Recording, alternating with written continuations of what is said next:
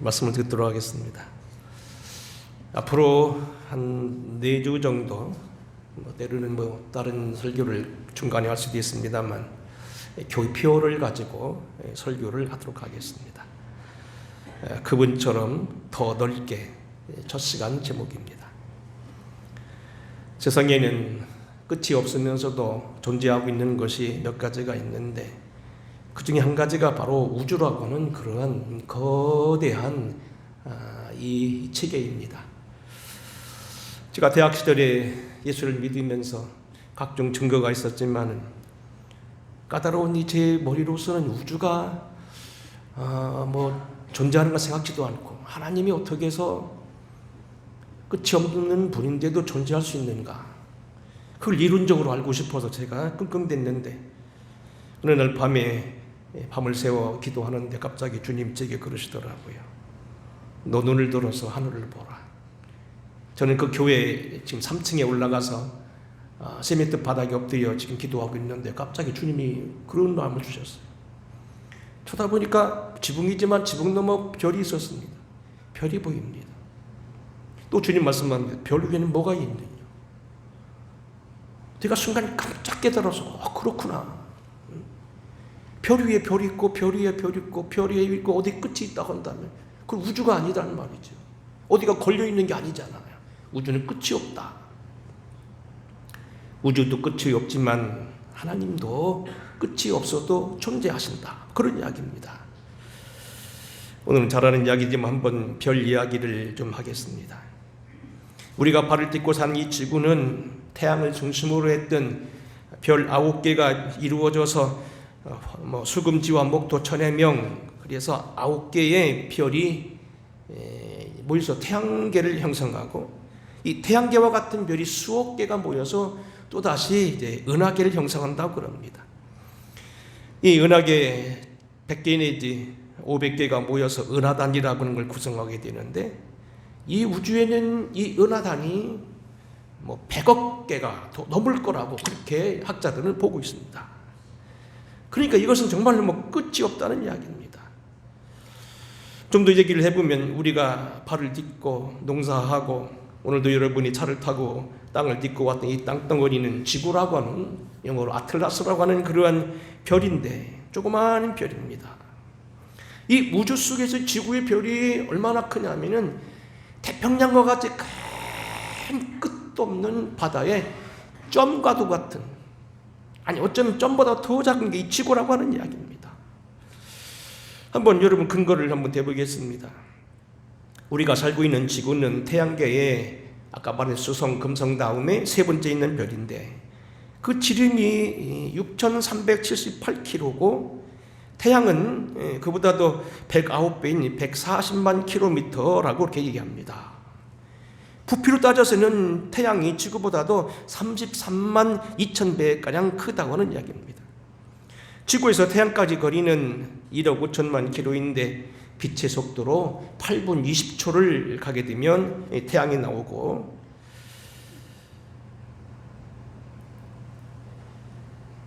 태양에서 이 마근대로 지금 이제 큰 별, 작은 별, 물론 우리도 달도 있고 목성과 토성에도 여러 개의 위성이 있지만 그거 다 빼고 큰 별이 9개 있는데 그 가장 먼 거리 때 명왕성까지 거리는 59억 km인데도 빛의 속도로 5시간 반 정도 가야 된다고 그럽니다.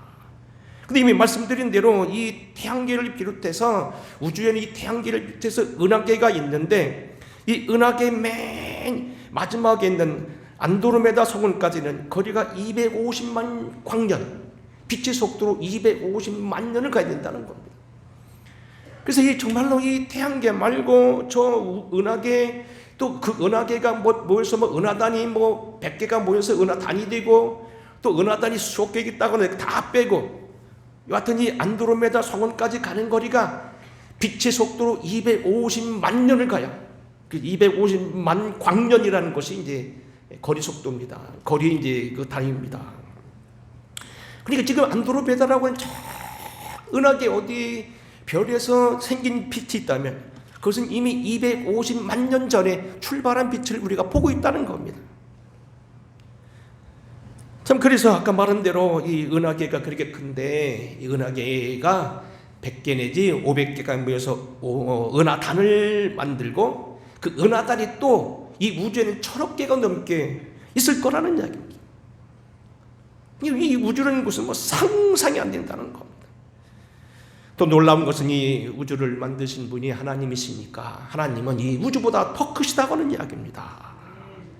그러기에 오늘 우리는 예수 그리스도가 단순히 우리에게 한 인간으로 우리에게 오셨지만 이 사랑은 정말로 큰 사랑이고 그를 통하여 우리에게 주시는 계시는 너무도 그런 놀라운 계시라는 얘기입니다. 그분은 큰 이 우주를 밟고 계시고 그 우주를 창조하셨으며 정리하시고 계획을 가지시고 운행하시고 하는 그런 하나님의 본체라는 겁니다.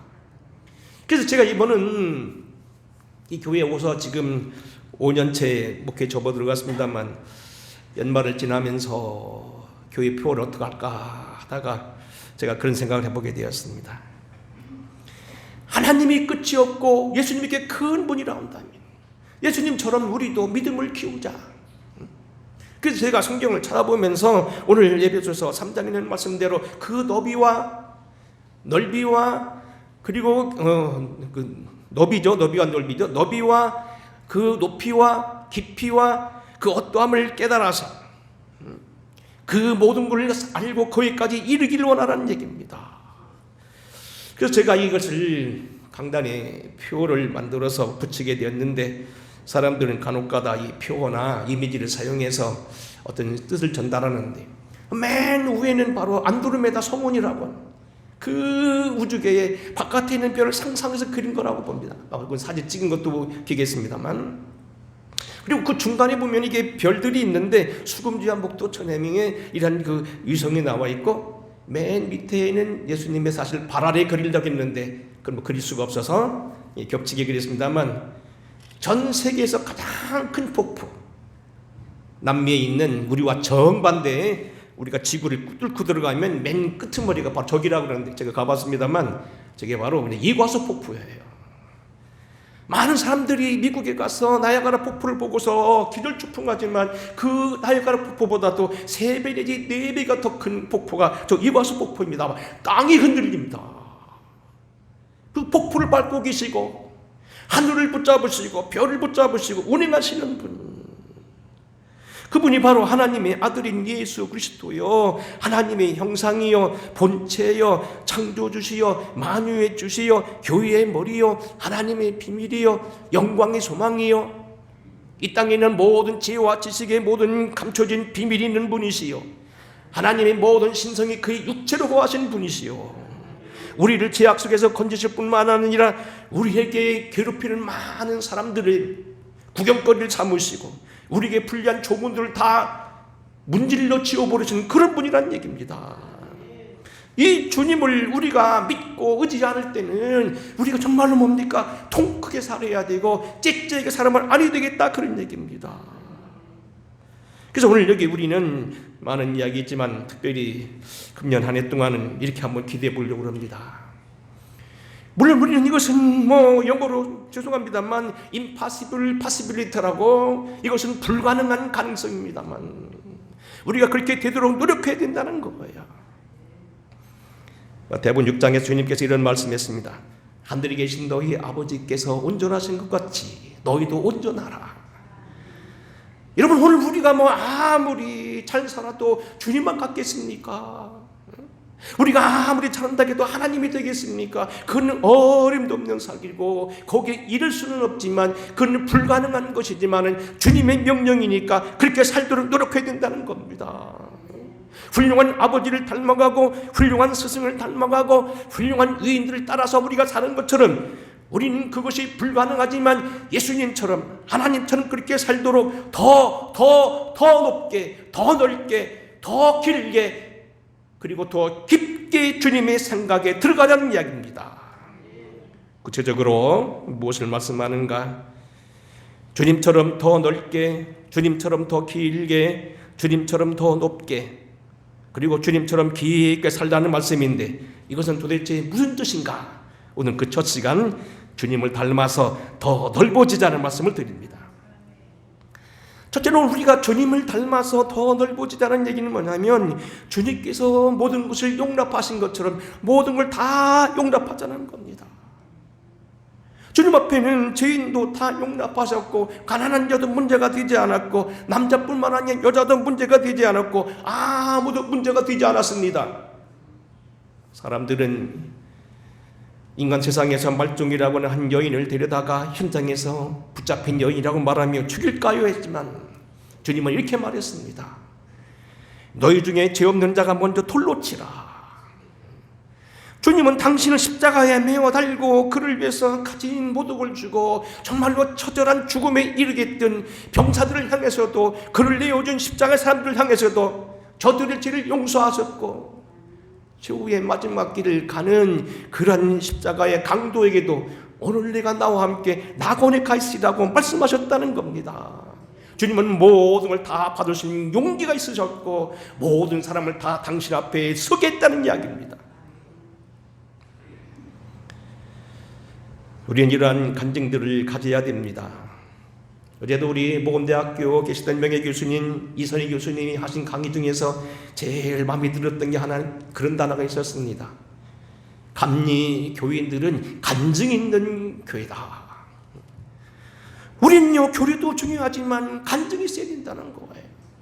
우리가 잘 아는 대로 뭐 교단에서는 뭡니까 기독교 강요라고 하는 그런 책을 가지고 교리를 자랑하지만 존 웨슬레는 그런 교리 서신을 거의 쓰지 않았습니다. 물론 연의록이라고 해서 그것을 정리해서 교리 정도도 만들기도 하고 신약성경 주회도 만들기도 하셨고 하지만 모든 걸 설교로 하셨고 모든 걸 간증으로 현장에 증거했습니다. 이 땅에 있는 구원론, 이 땅에서 따지는 모든 것들 지난번 말한 대로 성경만의 문제가 아닌 우리의 이성으로 우리의 때는 경험으로 전통으로 나타나는 모든 것들 하나님 앞에서 이 모든 네 가지를 포함해서 우리에게 간증거리겠다고 했다는 얘기입니다. 성경을 통하여 우리가 한번 증거해 보겠습니다. 가진 역경과 고난을 겪어서 애굽의 총리 대신이 되었던 요셉은 어느 날 그 앞에 곡식을 구하러 온 자기 형들을 바라보게 됩니다. 12 형제 중 맨 마지막에 뜬 베냐민만 만류로 고향에 놓고 10명의 총등원 형제가 와서 요셉을 팔았던 형들이 와서 곡식을 구하러 왔습니다. 이때 요셉은 그들에게 꿈을 이루려 하기 위해서 무릎을 꿇렸지만 결국은 이렇게 용서하고 맙니다. 요셉이 형들에게 이르되 내게로 가까이 오소서. 그들이 가까이 이르니 나는 당신들이 아우 요셉이니 당신들이 애굽의 판자라. 당신들이 날 이곳에 팔았다고 해서 근심하지 마소서. 한탄하지 마소서. 하나님이 생명을 구원하시려고 나를 당신들보다 먼저 보내셨나이다. 보시오 형님들, 나는 요셉이요, 당신이 팔았던 사람이요, 당신들이 쫓겨했던 사람이요. 하지만 나는 하나님이 여기 보내셨고 근심하지 마십시오. 하나님이 그렇게 오히려 당신들 통해서 이 세상을 구원하려고 하셨습니다. 그리고 밑에 내려가 이렇게 말합니다. 당신들은 속히 아버지께로 올라가서 아뢰기를 아버지 아들 요셉이 말해 하나님이 나를 애굽의 전국에 주로 세우셨으니 지체 말고 내기로 내려오사. 내가 거기서 아버지를 봉양하리이다. 아버지와 아버지 가족과 아버지께 속한 모든 사람을 부족함이 없도록 섬기겠나이다. 내게 선의를 베풀고 나를 사랑했던 아버지뿐만 아니라 아버지와 아버지 가족과 아버지께 속한 모든 사람에게 부족함이 없도록 제가 책임지겠습니다. 창세기 50장 맨 마지막 장에 가면 거기 그의 아버지 야곱이 세상을 뜨게 됩니다. 이때 형들은 다시 겁을 먹기 시작합니다. 요셉이 우리를 용서한 것은 일시적인 것이고 아버지 앞에서 우리를 피를 묻히지 않기 위해서 한 짓이지 이제는 아버지가 죽었으니 혹시 우리가 죽일지 모르겠다. 겁을 내고서 사람을 보내서 다시 용서를 청합니다. 그때 요셉이 한 이야기입니다. 요셉의 형제들이 그들이 아버지가 죽었음을 보고 말하되 요셉이 우리를 혹시 미워하여 우리가 그에게 행한 모든 일을 다 갚지는 아니할까 하고 요셉에게 말을 전하여 이르되 당신의 아버지가 돌아가시기 전에 명령하여 이르시기를 너는 이같이 요셉에게 이르라. 네 형들이 내게 악을 행하였을지라도 이제 바라건대 그들의 허물과 죄를 용서하라 하셨나니 당신의 아버지를 생각해서 우리를 용서하소서. 근데 그 성경을 보게 되면 50장 19절에 말합니다. 형들이 그 말을 할 때에 요셉이 울었다고 되어 있습니다. 그리고 이렇게 말했습니다. 두려워하지 마소서. 내가 하나님을 대신하리이까. 당신들은 나를 해하려 하였으나 하나님은 그것을 선으로 받고 오늘과 같이 많은 백성들의 생명을 구원하게 하려 하셨으니 당신들은 두려워하지 마십시오. 내가 당신과 당신들의 자녀들을 기르겠습니다 하고 그를 간곡한 말로 위로했다는 겁니다. 요셉의 용서는 한시에 끝난 것도 아니고 아버지 생전임에 끝난 게 아니고 영원히 있었다는 얘기입니다. 내가 당신들 용서하는 건 그만두고요, 두려워하지 마세요. 내가 하나님 대신하겠습니까? 하나님이 뜻입니다. 하나님께 다 돌리고 그를 충분하게 용서했다는 겁니다. 마태복음 5장 38절 산상수훈에 보면 주님은 이렇게 말하셨습니다. 또 너는 눈으로 이는 이로 갚으라 하였다는 것을 너희가 들었으나 나는 너희에게 이르노니 악한 자를 대적하지 말라.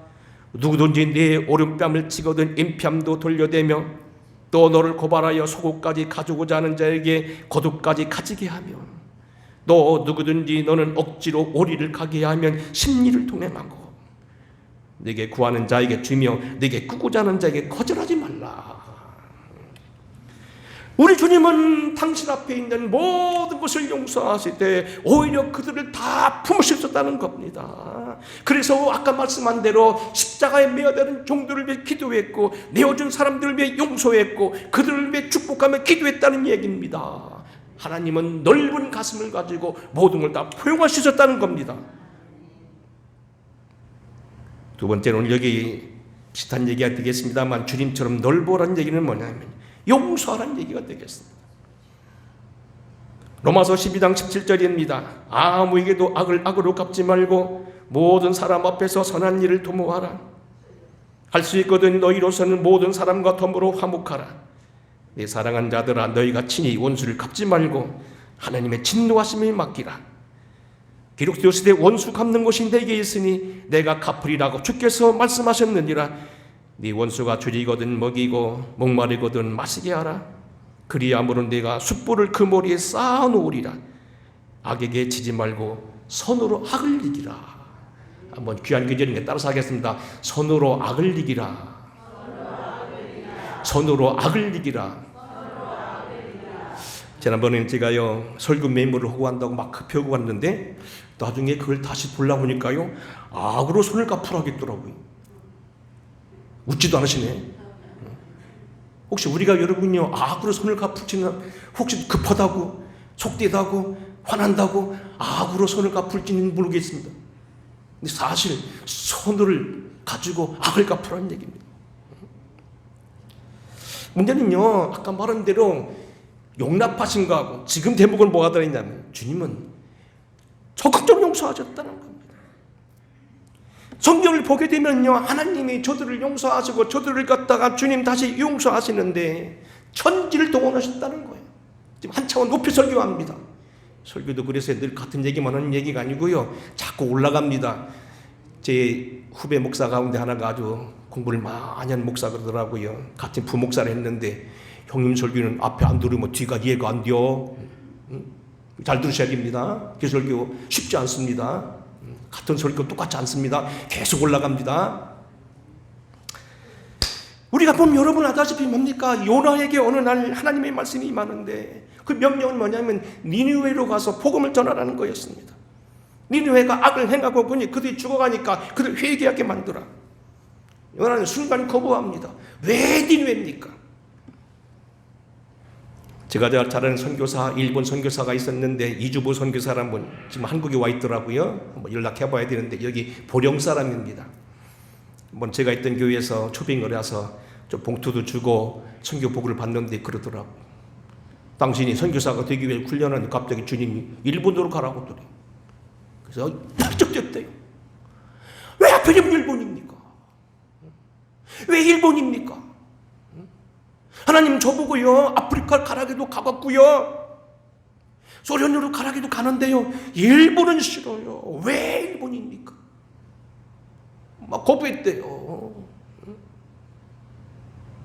제가 신학교 보낸 목사 하나가 일본에 있는데, 이번에 자꾸 한번 놀러 오세요, 한번 오세요. 그래서 한번 어떻게 할까 고민 중에 있는데, 일본이 니네가 그렇다는 거예요. 북이스라엘 왕에게 나라가 망하고 온 세계를 떠들썩하게 했던 당시 바빌로니아 중심했던 이 아수르, 왜 거기 가서 복음을 전하라고 하는 얘기입니다. 그러면 그들이 회개하는 것이, 그러면 죄를 용서받을 것이 싫었습니다. 그래서 오늘 여기 요나는 잘 알다시피 그 명령을 어기고 욥바로 내려가서 다시스 가는 배, 거꾸로 가는 배를 탑니다. 니느웨는 오른쪽으로 가야 되는데 다시스는 왼쪽, 북쪽, 서쪽으로, 다시스는 먼저 스페인 쪽입니다. 정반대로 갑니다. 우리가 알다시피 그는 도중에 큰 풍파를 만나고 결국은 별 수 없어서 나중에는 그 바닷가로 던짐을 받게 되고 큰 고기 속에 있다가 회개했다는 걸 잘 아는 내용입니다. 근데 우리가 눈여겨볼 건 뭐냐면, 하나님이 요나를 깨닫기 위해서는 천지를 동원했다는 거예요. 요나서 1장 3절에 보게 되면 하나님은 다시스로 가는 배를 준비하셨습니다. 그러나 요나가 여호와의 얼굴을 피하려고 일어나 다시스로 도망하려 하며 욥바로 내려갔더니 마침 다시스로 가는 배를 만난지라. 그가 여기에 득이한 줄 알고 백가 선가를 주고 배에 올랐더라. 불순종하려고 하니까 불순종 길이 열렸습니다. 두 번째, 큰 바람을 만납니다. 1장 4절입니다. 여호와께서 큰 바람을 바다 위에 내리시매 바다 가운데 큰 폭풍이 일어나 배가 거의 빠지게 되는지라. 지금 이제 다시 사명에 대한 어떤 재촉이 일어납니다. 큰 바람이 일어납니다. 결국 그래서 견디다 못해서 사람들이 놀래니까 우리 중에 누가 죄를 범했는가 보라고 하니까 요나는 배 밑에 가서 편안히 잠들어 있었습니다만 결국 요나가 던짐을 받게 됩니다. 나를 던지라. 이때 하나님은 그를 완전히 버리지 아니하시고 큰 물고기를 예비해서 요나를 삼키게 하셨습니다. 1장 17절입니다. 여호와께서 이미 큰 물고기를 예비하사 요나를 삼키게 하셨으므로, 여호와께서 이미라는 말씀을 쓰고 있습니다. 이미 큰 물고기를 예비하사. 아브라함이 100세에 낳았던 아들을, 22살에 되는 아들을 갖다 바치려고 할 때 순종하고 가게 되니까 나중에 보니까 그를 대신해 순양이 있었는데 이미 지나간 길에 나무에 사슴이 걸리셨다는 겁니다. 양이 걸리셨다는 겁니다. 이미 준비하고 있었습니다. 몇 번 말씀드리지만 40년 전 제가 섬에 목회를 하려고 할 때 암담했습니다. 집에서 아버지가 목회하는 걸 반대하셨고 학비만 대주시고 용돈도 안 주시고, 그리고 목에서 막 피가 넘어오셨습니다. 어떻게 앞으로 신학을 할지는 몰랐는데 신학 다 했습니다. 이제 은퇴를 눈앞에 두고 있습니다. 하나님 이미 다 준비해 주셨더라고요. 좋은 아내도 만나게 해주시고 좋은 아들도 낳게 하시고 여러 좋은 장로님들과 여러분 권사님들 만나 뵙고요. 이미 준비하셨다는 거예요. 네 번째는 뭐냐면 요나가 복음을 전하니까 그들이 회개하고서 나중에 화가 나서 요나가 어떡하나 하고 뒷산에 올라가지고 쳐다보는데 망령쿨을 나게 하셔서 거기서 있다 보니까 뭡니까? 편안하게 있을 때 갑자기 벌레가 나와서 그걸 쏙 하더니 갑자기 시들어버리니까 떼양빛이 내려져서 요나가 화가 났는데 하나님께서 뭐라고 하냐면 내가 여기 있는 방덩쿨도 아꼈거든. 내가 지금 앞뒤를 모르고 있는 저 수십만의 사람들, 그리고 거기는 우양의 새끼를 어찌 내가 사랑하지 않겠느냐?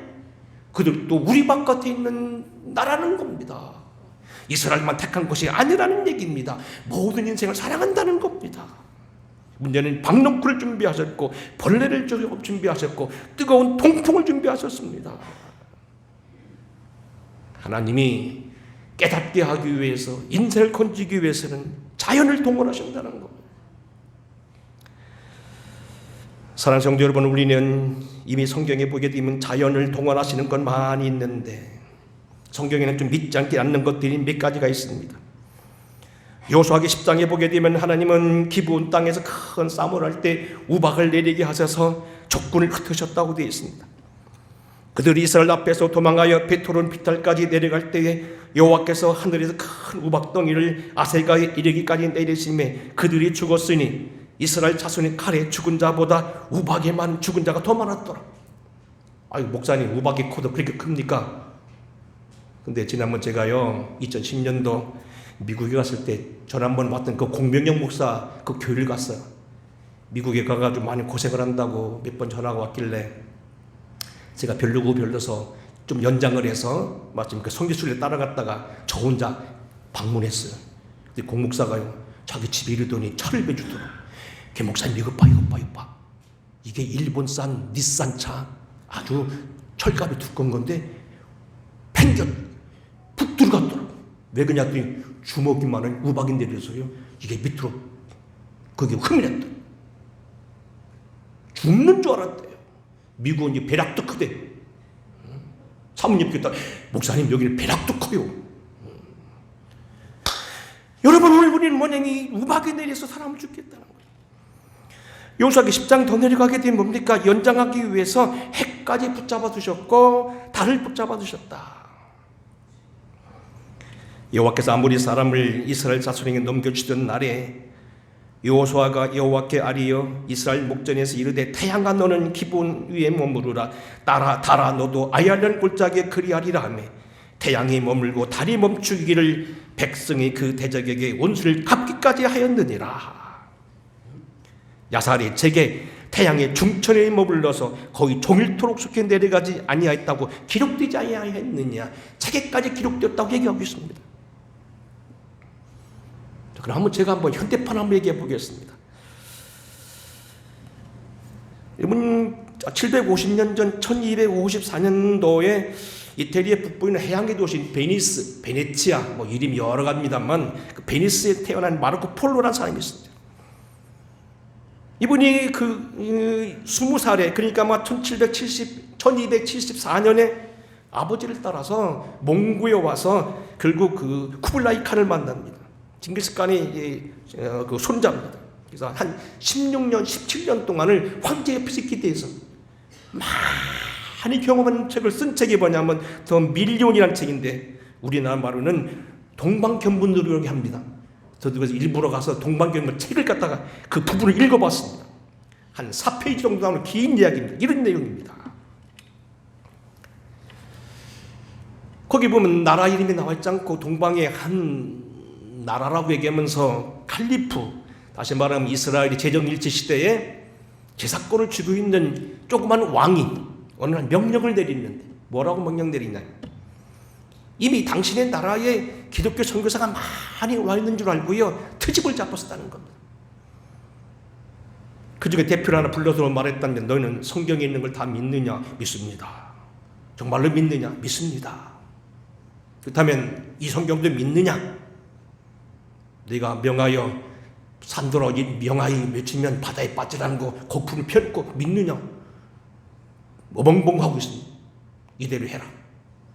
열흘 기간을 주겠는데 만일 그렇지 못하겠거든 개종을 하든지 죽든지 둘 중에 택하라. 트집을 잡는 거예요. 그 대저규가요 그 말 듣고요 어머니 한다는 거예요. 왕궁 앞에 있는 큰 산 하나 있는데 그 산을 옮기라는 거예요. 성경 믿는다고 하지 않느냐 말이야. 너 이 말 안 하면 내가 죽든지 개종하든지 둘 중에 하나. 트집을 잡았어요.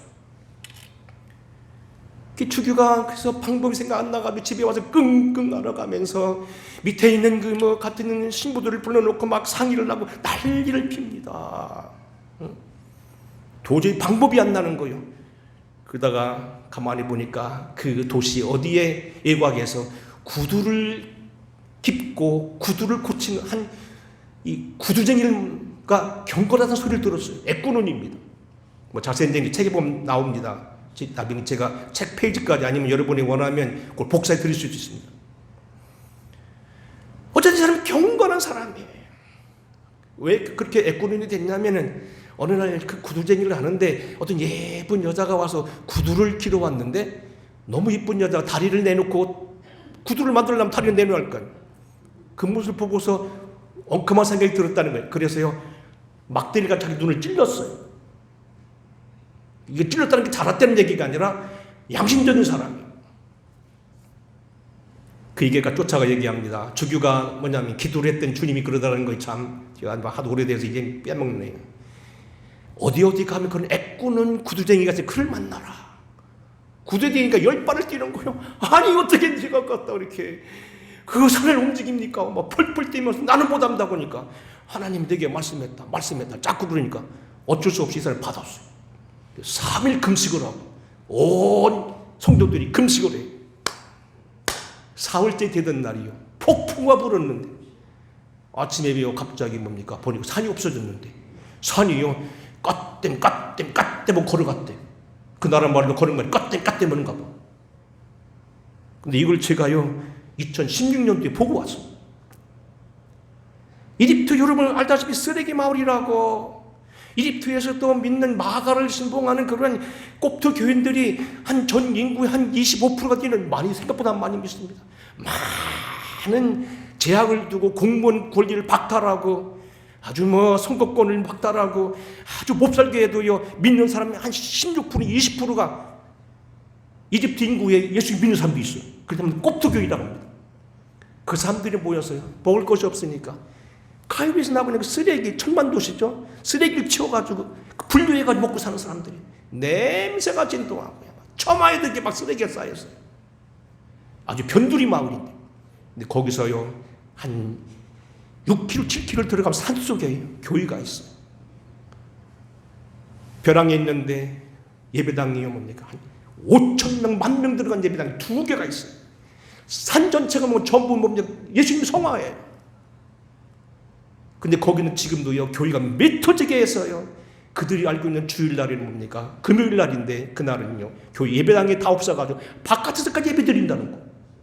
근데 그 교회가 바로 그 교회라는 거.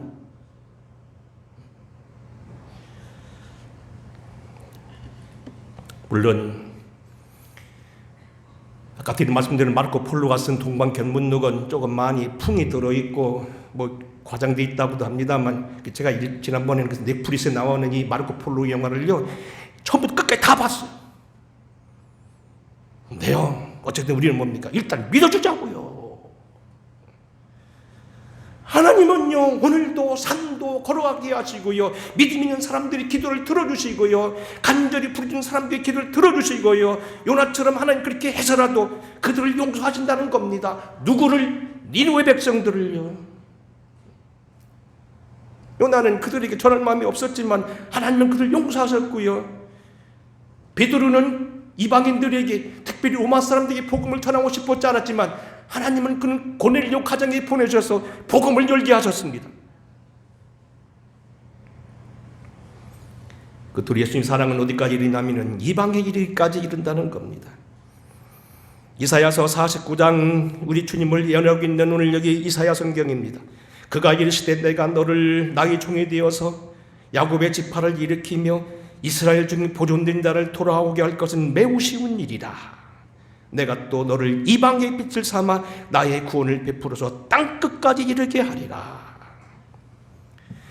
이스라엘 구속자 이스라엘의 거룩하신 이신 여호와께서 사람에게 멸시를 당한 자 백성의 미움을 당한 자 관원들에게 종이 된 자에게 이같이 이르시되 왕들이 보고 일어나며 고관들이 경배하리니. 일단은 뭡니까? 줄입니다만 온 백성들이 다 구원받게 한다는 겁니다. 이스라엘 백성 구원하는 것은 아주 작은 일이라는 겁니다. 우리가 오늘도 아침 새벽에 공부했습니다만 요한복음 10장 16절 또 이 우리에 들지 아니한 우리라는 건 울타리를 말합니다. 사람이 살 때는 뭡니까 되게 울타리를 치거나 어쨌든 하잖아요. 근데 울타리 바깥에 있는 다른 양들이 있어. 내가 인도할 터이니 저희도 내 음성을 듣고 한 목자가 되어 한 목자에게 있으리라. 그들도 예수 믿어야 된다는 겁니다. 그들도 구원하는 게 주님의 목적이라는 겁니다. 말씀을 정리하겠습니다. 얼마 되지 않았습니다. 한 2주 된 것 같은데 제가 신문을 이렇게 앞에만 읽었습니다. 대개는 제목만 넘겨보고 많은 시간을 드릴 수 없어서 제목만 넘겨보고 특별한 건 제가 더 관심 있는 부분들은 더 열심히 보는데 쭉 넘기다 보니까 거기 하나 특별한 글이 하나 났어요. 일본에서 일본 주일 대사관을 지냈던 외교관 출신이신데 조그만 글인데 이런 말이 났어요. 뒤통수에도 눈을 답시다. 뒤통수에도 눈을 답시다. 도대체 이게 뭔 글인가? 그런 글이에요. 이게 뭐 제가 읽지 않겠습니다만 이런 얘기입니다. 자기가 젊은 시절에 애모고시를 보는데 이런 제목의 글이 났다는 겁니다. 뒤통수에도 눈을 달자. 당신도 엉뚱해서 글 읽어봤다는 거예요. 근데 이런 얘기는 겁니다. 문 열 때 자기만 홀딱 들어가지 말고 뒷사람도 좀 봐서 문을 붙잡고 있으라는 겁니다. 자기만 홀딱 들어가 뚝딱 나가 뒷사람이 이마에 치건지 넘어져 살아있다는 겁니다. 자기만 들어가려고 하지 말고, 나만 승진하려고 하지 말고, 나만 돈 벌으려고 하지 말고, 나만 건강하지 말라고, 나만 예수 믿고 구원받고 총 가려고 하지 말고 뒤따라온 사람도 보라는 얘기입니다. 그런 내용이에요. 능히 모든 성도와 함께 지식에 넘치는 그리스도의 사랑을 알고 그 너비와 그 넓이와 그 소리죠. 주님이 얼마나 높냐는 겁니다. 저기 와서 복받고 얘기했지요. 땅이 진동합니다. 땅이 진동해요. 그 밑에는요, 큰 배는 뭡니까? 이거 뭐 파달 몇 개 옮기는 것처럼 생긴 그 밑에 그 배가 그 그림을 안 잘라서 일부러. 여러분 보라, 배가 얼마나 작고 폭포는 큰가 하는 거. 몇백 미터에서 막 진동을 합니다. 그걸 밟고 계시다는 겁니다. 지구는 전 우주에 보게 되면 태평양같이 큰 바다에 점 한 방울밖에 안 된다는 겁니다. 그 하나님은 여러분 주님이고 아버지고 그분이 당신의 아들을 보내셨고 우리 위해서 피 흘리셨고 그분이 말구에 오셨다는 겁니다. 자다가다 벌떡 일어나 춤추기란 얘기입니다. 이 주님 우리 믿는 우리가 거기만 보지 말자는 겁니다. 뒤통수도 보고 앞에도 보고 옆에도 보고 넓이 보자는 얘기입니다. 주님이 문수를 향하여 용서하시고 기도하셨던 것처럼 여러분을 마음쓰게 하고 여러분을 정말 펄쩍 뛰게 했던 그런 사람들도 용서하신 것처럼 그렇게 살자는 얘기입니다. 이 한 해 동안은 여러분 마음을 넓히셔서 하루에도 보면 속상한 일이 많지요. 어제도 그 이선희 교수님 참 강의 참 특별하게 하시더라고요. 난 그분이 굉장히 실력인 줄 알았지만 그렇게 강의하신 줄 몰랐어요. 응? 그분이 뭐라고 하십니까? 예수 믿는다는 것은 정말로 좋은 일인데 응? 넓은 마음을 가지고 예수 믿자는 것. 그리스도인이 완전히 들어간 사람 말씀대로 살기 위해 노력하면서 하나님 넓은 눈을 갖자는 얘기입니다. 이 주님의 넓으심이 저와 여러분에게 있는 이 한 해 또 이 복된 날 되기를 주의 이름으로 축원합니다.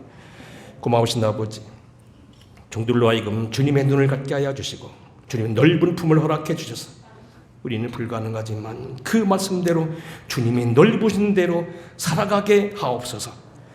예수님 거룩하옵신 이름 받들어 간절히 축복하고 기도하옵나이다. 아멘. 진심으로